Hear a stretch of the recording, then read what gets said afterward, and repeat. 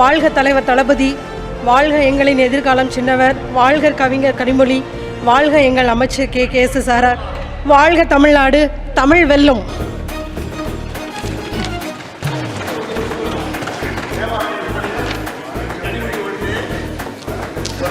Shri Robert Bruce C.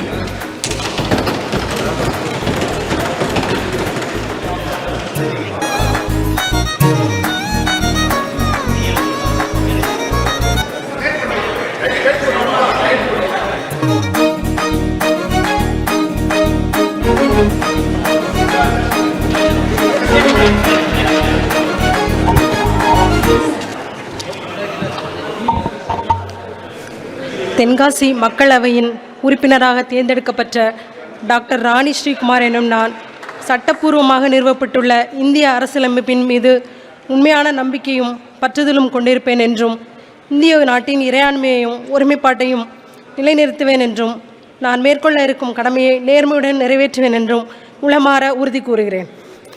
வாழ்க பெரியார், முத்தமிழ் அறிஞர் தலைவர் கலைஞர், வாழ்க தலைவர் தளபதி, வாழ்க எங்களின் எதிர்காலம் சின்னவர், வாழ்க கவிஞர் கனிமொழி, வாழ்க எங்கள் அமைச்சர் கே.எஸ்.ஆர். வாழ்க தமிழ்நாடு, தமிழ் வெல்லும்.